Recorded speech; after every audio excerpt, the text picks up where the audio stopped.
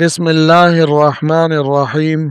السلام علیکم ورحمت الله وبرکاتہ. عزتمند مسلمانانو روح او خويندو، امید لرم چې تاسو به روغ جوړ بیئ او خوشحال بیئ. زما د الله رب العزت نه دا دعا دا سوال دی چې تاسو چرته هم یئ، الله رب العزت مو همیشه د پاره روغ جوړ خوشحاله و بد ساته. آمین. زما عزتمندو، نن درته د دې ذوالحجې د مبارکو شپو او ورځو یو ډیره قیمتي او یو ډیره خاص وظیفه بیانوم. دا ډیره عظیم الشان وظیفه ده او دا ډیر خاص کلمات مبارکه دي.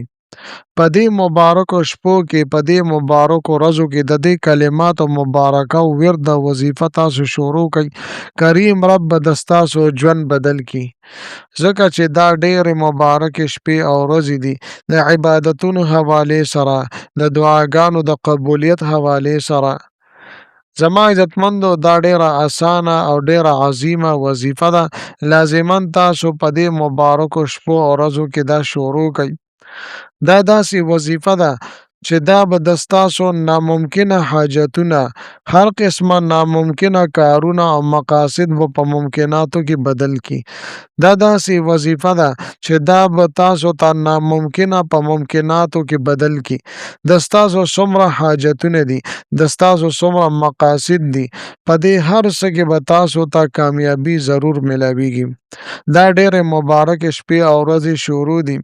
زما عزتمندو، دا هغه مبارکې شپې او ورځې دي چې الله جل شانه په قرآن عظیم الشان کې ارشاد فرمایي، سورة الفجر کې: اعوذ بالله من الشیطان الرجیم، بسم الله الرحمن الرحیم، والفجر وليال عشر. زما عزتمندو، د دې فضیلت د دې کلماتو مبارکو نه ښکاره او واضحه دی چې الله جل شانه په فجر یعنی په سحر باندې قسم خوړلی دی او په دې لسو شپو ورځو باندې الله جل شانه قسم خوړلی دی.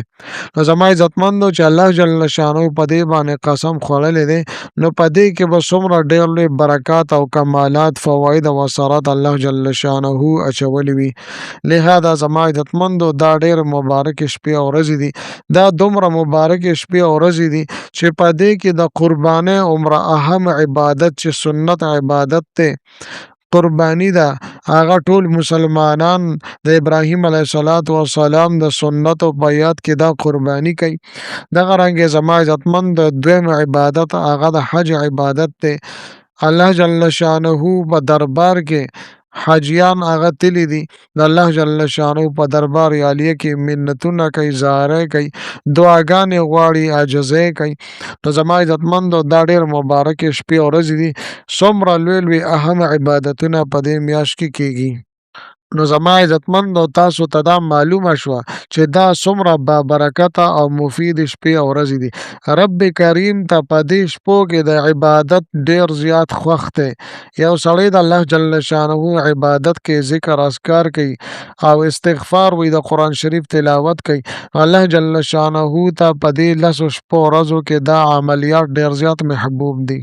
لہذا زما عزتمند، مونږ ته پکار ده چې دا موقع مونږ ضایع نه کړو، ځکه په کال کې یو ځل دا موقع راځي، بیا پته نه لګیږي چې آیا مونږ به دې ته رسیږو او که نه، چې مونږ په دې کې دا وظیفه او دا عمل لازمي وکړو او د دې په وسیلې سره، د دې په ذریعې سره خپله زندګي بدله کړو. زمونږ چې کوم مشکلات او تکالیف او پریشانۍ دي، د دې په وسیلې سره هغه ختمې کړو. زمونږ چې څومره مقاصد دي، څومره حاجات دي، هغه خپل مقاصد او حاجات مونږ په دې کې حاصل کړو. الله جل شانه په دې لسو شپو کې خصوصي دعاګانې قبلوي چې مونږ توبې وباسو، استغفار کثرت وکړو، ورسره د قرآن مجید تلاوت وکړو او د نوافلو خصوصي اهتمام وکړو. او ورسره دا کومه وظیفه چې زه تاسو ته بیانوم دا وکئ، او د دې ټولو عبادتونو نه پس بیا تاسو په عاجزۍ سره، په انکسارۍ سره دعاګانې وغواړئ چې ستاسو څه مقاصد دي، ستاسو څه جایز خواهشات دي، الله جل شانه به ضرور به ضرور تاسو ته پوره کوي او دومره ډېر لوی اثرات او کمالات دي چې تاسو به ورته حیرانه پاتې شئ. لہذا زما عزتمندو، دا کومه وظیفه چې زه نن تاسو ته بیانوم دا ډېره مبارکه وظیفه ده. ډېر مختصر عمل دی، او ډیر آسان عمل دی، ماشومان هم کولی شي، زنانه هم کولی شي. تر دې پورې زما عزتمندو تاسو خپل کار کوئ نو هغې سره هم کولی شئ. دکاندارۍ سره کولی شي، زمیندارۍ سره کولی شي، ټیلرۍ سره کولی شي، استازۍ سره کولی شي. په هر حالت کې تاسو دا وظیفه دا عمل ښه په اسانۍ سره کولی شئ، خو لیکن فواید او ثمرات او برکات یې دومره ډیر دي چې تاسو ورته حیرانه پاتې شئ. زما عزتمندو که چېرې زما چینل مو لا تر اوسه پورې سبسکرایب کړي نه وي نو برای مهرباني دا چینل سبسکرایب کړئ. سبسکرایب سره خوا کې د ټلۍ والا نشان دی دا تاسو کلیک کړئ او سلیکټ آل یې کړئ د دې دپاره چې د هر راتلونکي ویډیو نوټیفیکیشن تاسو ته میلاویږي. زما عزتمندو زما د حوصله افزایي دپاره ویډیو ضرور لایک کړئ او لاندې کمنټ کې تاسو ماشاءالله، سبحان الله، جزاک الله یا د دې په شانتې نور ښکلي الفاظ منشن کوي ولیکئ دې دپاره چې ما له حوصله افزایي میلاویږي او نور ډېر ښکلي وظایف زه تاسو ته په دې چینل کې راوړم.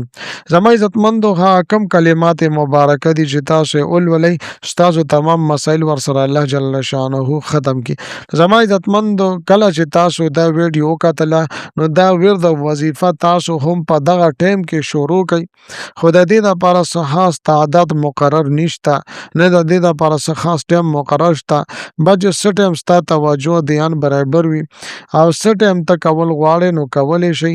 روزانه تر اختره پورې تاسو دا جاري وساتئ، انشاءالله تعالی د دې فواید او ثمرات دا به تاسو محسوس کړئ. کلمات مبارکه زما عزتمندو دا دي: لا اله الا الله، الله اکبر، الحمدلله، لا اله الا الله، الله اکبر، الحمدلله. زما عزتمندو په ویلو کې ډیر زیات آسان دي او په یادولو کې هم ډیر زیات آسان دي، ښه په اسانۍ سره یادیږي، نو ضرور تاسو دا عمل جاري وساتئ او روزانه دې پسې دعاګانې غواړئ.